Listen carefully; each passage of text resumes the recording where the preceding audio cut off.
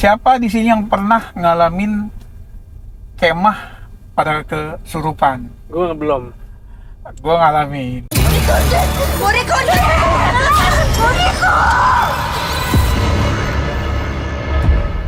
Walah, iki to.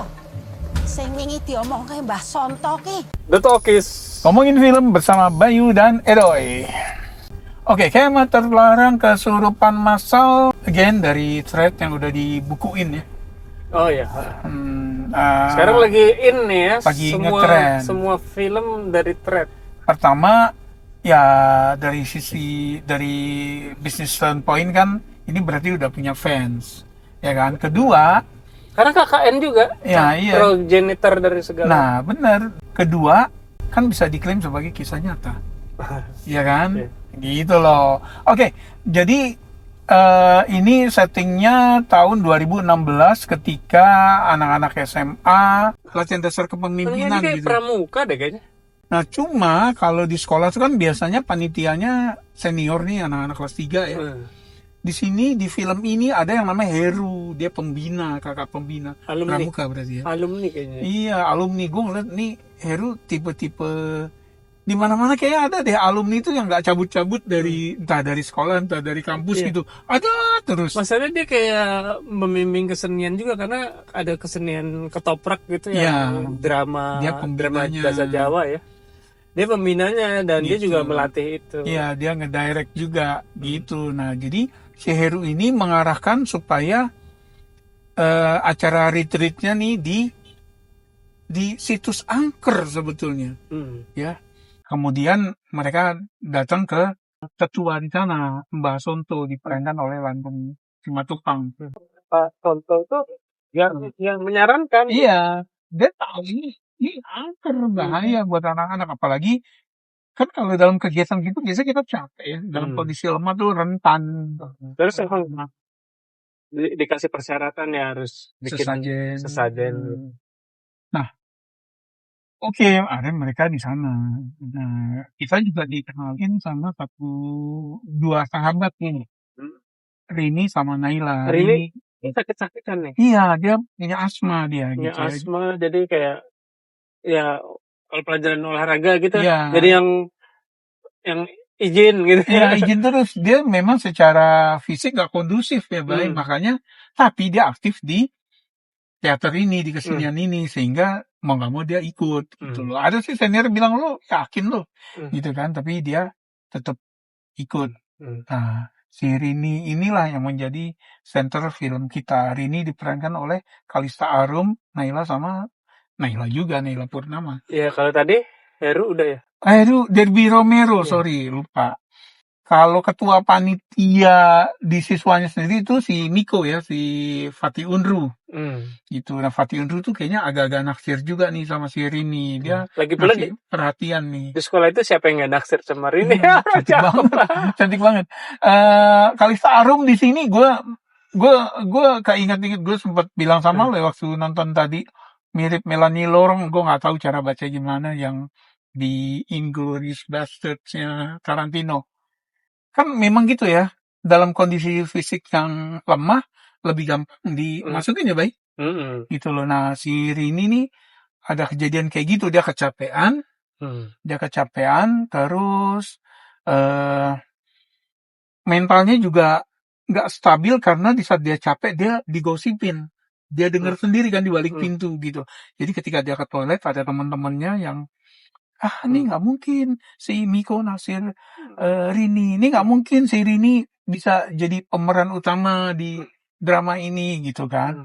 Dia kayak sakit hati gitu, jadi makin terbuka lah sebetulnya tubuhnya dia gitu loh.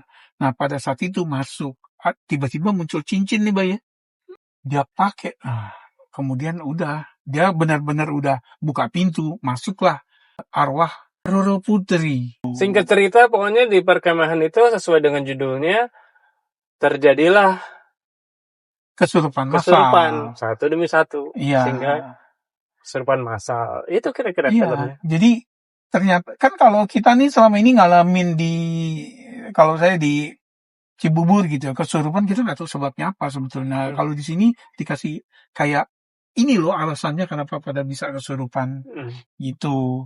Nah ternyata ada satu lagi Bay Apa tuh? plotnya.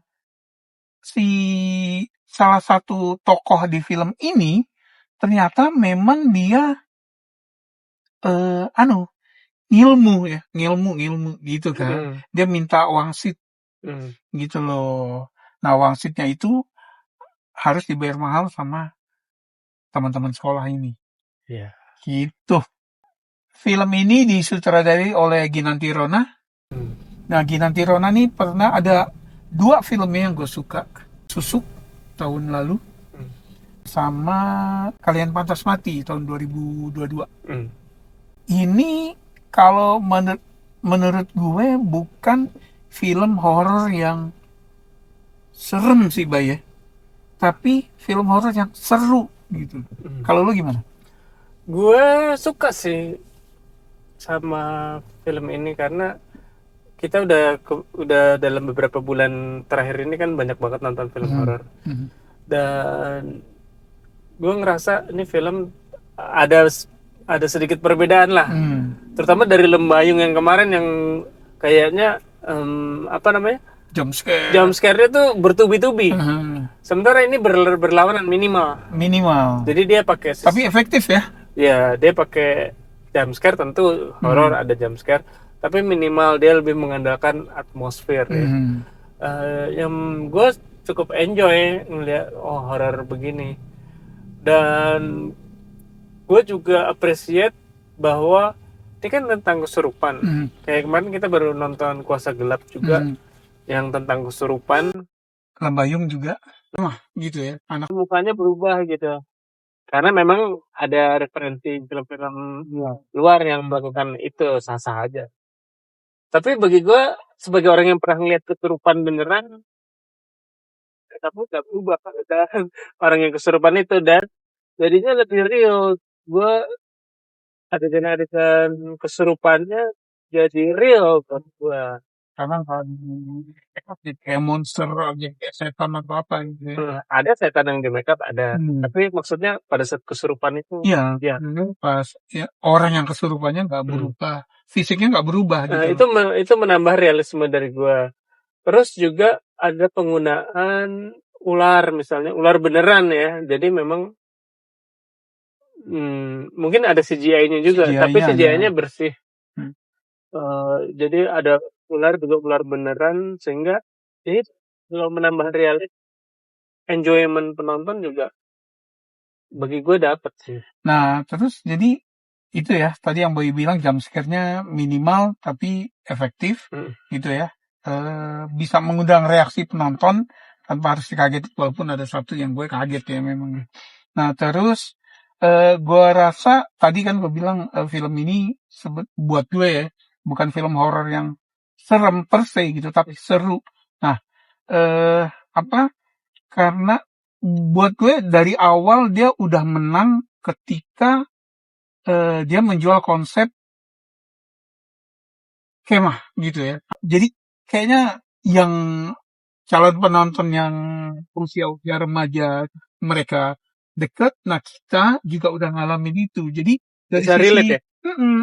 Dari sisi relatability dia udah menang. Orang tuh udah misalnya kayak gue begitu nonton tuh langsung wah kembali ke masa lalu gitu. Dan beberapa momen di film ini memang iya gue ngalamin ini gue ngalamin gitu loh. Ya terus sampai yang kayaknya nggak masuk akal pun kalau orang belum ngalamin ya kayaknya wah ini lebay nggak masuk akal, gue ngalamin emang begitu gitu. Jadi dari situ dia udah menang. Oke, jadi kayak villain di film horor biasanya digambarkan yang jahat banget. Kalau di sini membaur soalnya. Kita nggak mau spoiler ya. Membaur. Jadi tindakan villain itu emang membuat penonton gregetan sih, kayak misalnya udah dibilangin kalian tidak boleh melakukan ini. Udah kalau kalian menurutin lancar-lancar aja. Kenapa juga dilanggar yang itu? Gitu misalnya kayak gitu ya. Jadi orang kayak gregetan pasti gitu. Cuman berhasil gitu di orang jadi sebel. Terus kalau gua ngelihat juga sebetulnya gue tadinya si karakter ini tadinya kok lemah banget maksain Ini mah udah stay at home aja, ngapain Hmm, kemah gitu. hmm, Cuman kalau nggak jadi ceritanya ya. Dan real kan memang ada. Nah, gue sukanya di sini. Jadi yang masuk hantu yang memasuki anak-anak ini nggak dalam satu pihak juga mereka. Iya, Iya, jadi ada ada opposing fraksi, sides. ada opposing side. Jadi ada yang kemasukan pihak A, ada yang kemasukan pihak B. Yang menurut gue ini fresh juga. Ya, dan mereka tuh makanya tadi gue belum cukup jelas ya, ternyata kan misalnya si Roro Putri ingin balas dendam ke siapa? Ya ke roh yang ada di pihak satunya lagi gitu ya. Untuk nambahin tadi Bayu bilang mengapresiasi, gue juga punya apresiasi khusus ke director nih Ginanti Rona gitu ya. Jadi oke lah kita misalnya main gender gitu ya, dia sutradara wanita. Gue ngerasa malah jadi lebih hebat lagi karena kalau kita lihat di film itu semuanya on location ya, nggak ada studio shoot tuh ya, baik. Ya, nggak ada set yang dibangun di dalam studio. Itu on location, dan kalau tadi keterangannya mereka sebulan di Jogja yang komunikasi terputus gitu loh. Kemudian talentnya banyak banget. Jadi karena kan kegiatan kemah sekolah kegiatan kemah sekolah yang melibatkan puluhan siswa. Jadi anak muda semua di situ. Iya. Gitu kan. Orang tuanya cuma warga Mbak Sonto dan beberapa warga lain gitu ya. Menurut gue itu tuh udah gila banget sih. Ya. Sama apa ya? Gue ngeliat dia punya confidence untuk dia kayak tahu ini bukan yang serem-serem ya gitu ya. Dan kayaknya dia juga menurut gue udah tahu bahwa orang-orang banyak yang ngalamin ini di perkemahan. Jadi dia udah lancar aja cerita gitu, baik, nggak punya beban. Di titik ini gue harus masih serem nih, di titik ini gue harus ngasih serem, nggak ada gitu. Nah itu yang gue apresiasi. Sama satu lagi sinematografinya. Jadi dari awal sebenarnya udah ke hook ya, ketika kan openingnya nih Jogja 2023 karena cerita tentang perkemahan ini, kesurupan masal ini mau ditulis nih sama seseorang gitu kan ya. Nah, narsumnya si Miko, kemudian Miko cerita. Yang gue suka adalah transisinya, karena mereka duduk di sekolah itu ya. Transisinya tuh seamless. Jadi dari Miko cerita, kamera panning langsung ke adegan 2016 tanpa ada cut gitu loh. Nah itu tuh cakep banget. Gue nggak tahu idenya sutradara atau idenya DOP gitu ya. Itu bisa dari kedua orang itu kan sebetulnya. Tapi dari situ aja tuh udah ngiket gitu loh. Nah terus gue ngeliat sinematografinya akhirnya gara-gara shot itu gue mulai merhatiin. Jadi merhatiin lagi bahwa dia gak cuma ngejual gambar-gambar cakep atau apa gitu. Tapi kelihatan pilihannya tuh punya alasan. Yang dari dalam mobil gitu kan ya. Yang top shot, yang kayak gitu-gitu loh. Jadi, oh ya oke nih gitu. Kalau gue agak satu dalam hal penceritaan sih ya. Sebetulnya kan pada saat mereka kemah itu ada satu acara puncak yang gue nggak tahu kalau mereka akan melakukan itu gitu dari awal. Nggak ada informasinya. Tapi kan ada gladi resiknya waktu di sekolah. Kan itu kan seolah-olah ya gladi resik terus perkenalan karakter gitu ya. Yang ini sama ini bermusuhan gitu. Kan persaingan antar murid di sekolah. Tapi nggak dijelaskan bahwa ini bakal jadi acara puncak. Ya ada acara puncak yang menurut gue harusnya sih. Jadi pas nonton nggak terlalu heran dan nggak berpikir kalau gue kok maksa ya ada bukan itu di situ. Oke. Gitu ya.